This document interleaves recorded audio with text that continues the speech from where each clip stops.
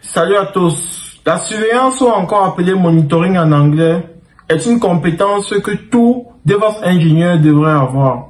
Et l'élément que nous allons découvrir aujourd'hui dans le batch scripting est un élément essentiel dans ce process de monitoring ou encore de surveillance. Il s'agit de exit code. Exit code, c'est quoi?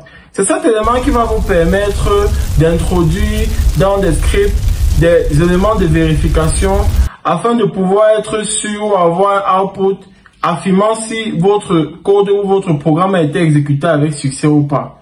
Donc, sans plus tarder, nous allons commencer. Mais avant tout, je vais vous inviter une fois de plus à vous abonner et à laisser un pouce bleu. Et pour ceux qui commencent cette série Batch Scripting par cet épisode, je vous inviterai à regarder tous les épisodes précédents qui apparaissent là tout de suite, afin de vous arrimer à tout ce que nous avons fait précédemment et surtout d'apprendre tous les merveilleuses astuces, les secrets du batch scripting que nous partageons avec vous aussi. Cette chaîne YouTube partage également du contenu autour de l'intelligence artificielle. Donc, n'hésitez pas à vous abonner. Nous savons tous que l'intelligence artificielle est définitivement le skill que tout le monde devrait également avoir de nos jours et dans le futur. So, let's go. Donc, introduction à l'exit code, ok?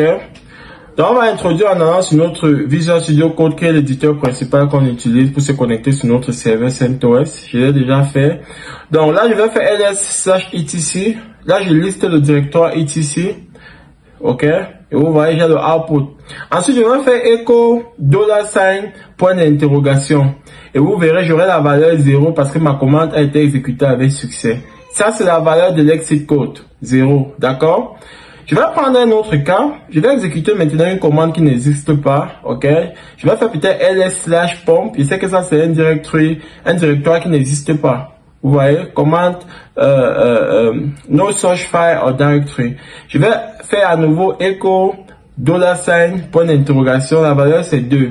Chaque fois qu'une commande va être exécutée avec succès, la valeur de l'exit code sera 0. Chaque fois qu'une commande va rater, la valeur de l'exit code sera différente de 0. Voilà le concept basique que vous devez retenir. On va aller maintenant dans le cas pratique avec mon script package.sh que j'ai prédéfini ici dans l'épisode précédent.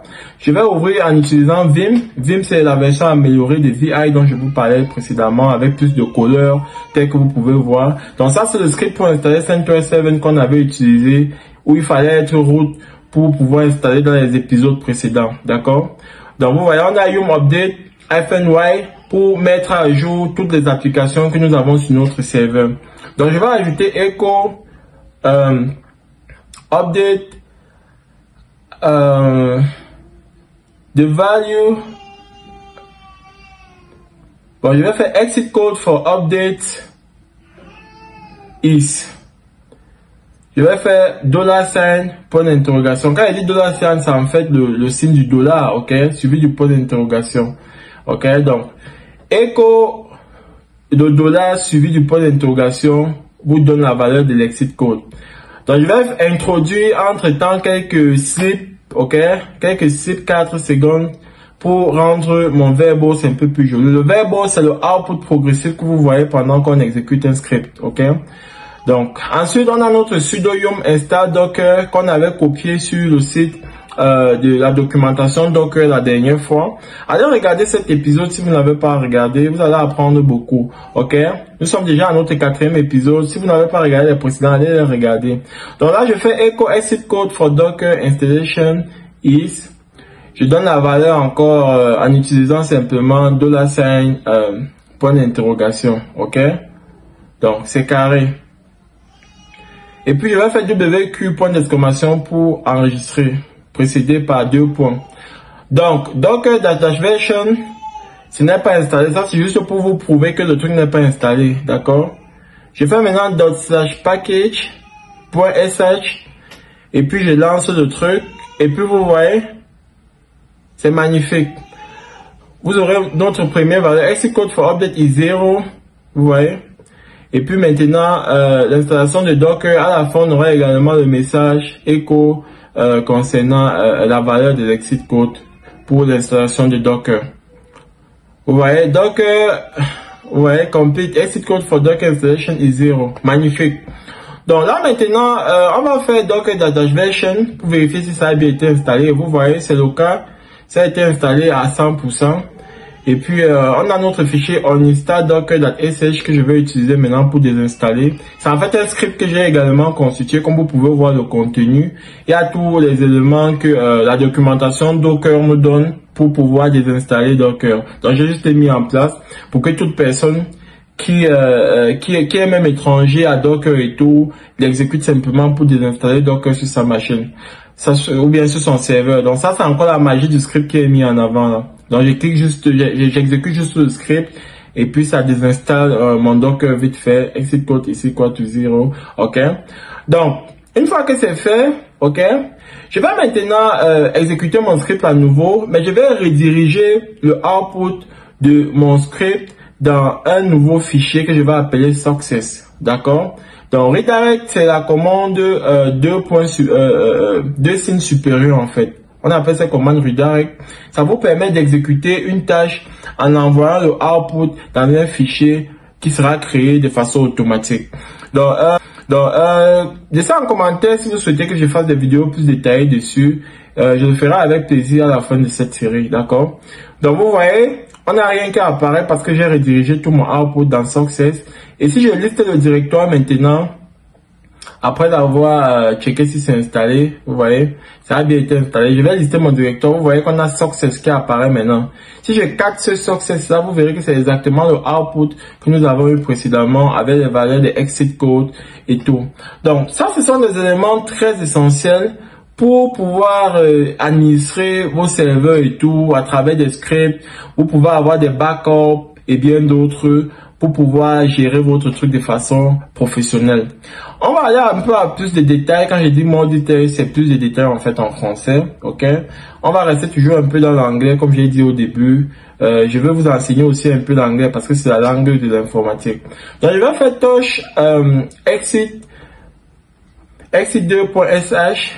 Ok, je crée le fichier exit2.sh à travers la commande touch. Je pourrais également utiliser directement Vim. Vim crée également les fichiers directement en vous ouvrant au fichier pour pouvoir le modifier. Donc pour pouvoir modifier le fichier, j'appuie simplement la touche I. Ok, je vais définir mon shebang comme d'habitude. Ok, donc c'est ça qu'on fait là. Le pound sign ou encore le hashtag. Point d'exclamation /bin/bash vite fait. Donc je vais juste laisser l'espace pour la description. Je vous ai déjà dit, vous devez, pour faire des trucs professionnels, vous devez toujours définir la description en haut et tout. Donc je laisse ça parce que je souhaite vous montrer ce qui est important. Echo love you et puis je fais echo $sign. Ok.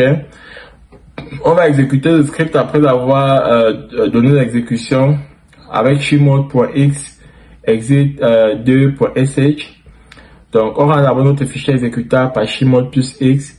Ensuite on exécute, vous voyez love you et la valeur de l'exit code en bas qui est 0. D'accord. Donc là tout de suite on va revenir dans notre fichier. J'ai envie de vous mettre en avant quelque chose qui est très important que vous devez savoir. Ok.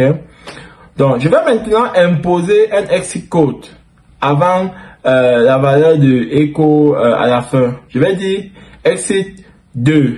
Ok. Vous voyez, love you et ça ne m'affiche rien.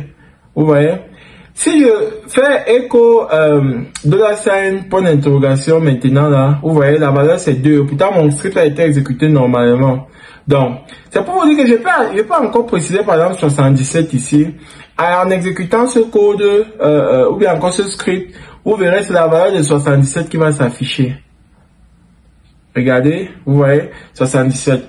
Donc, ça c'est une donnée très importante qui va vous permettre de définir les valeurs des exit codes dans vos scripts afin de savoir exactement où il y a une erreur ou où est-ce que une tâche a été effectuée avec succès. Dans la suite, nous reviendrons dessus et vous comprendrez mieux à quoi ces trucs peuvent servir, ok? Là maintenant, je vais faire yum install travel. Ça c'est une commande. Travel n'existe pas dans le package de CentOS. Et je vais imposer exit 0, vous voyez, j'exécute mon script et vous verrez ce qui va se passer.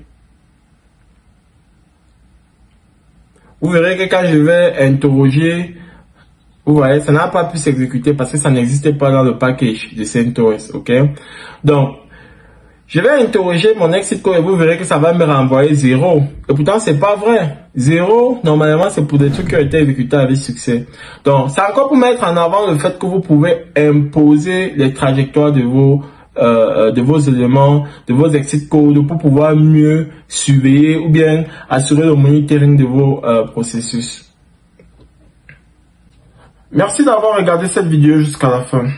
Cette série n'est qu'au début et des épisodes encore plus intéressants arrivent avec des informations encore plus intéressantes sur le bash scripting et sur le DevOps Engineering de façon générale. Donc si vous n'êtes pas encore abonné, abonnez-vous et laissez un pouce bleu et je peux vous rassurer que vous n'allez pas le regretter. À très bientôt, ciao.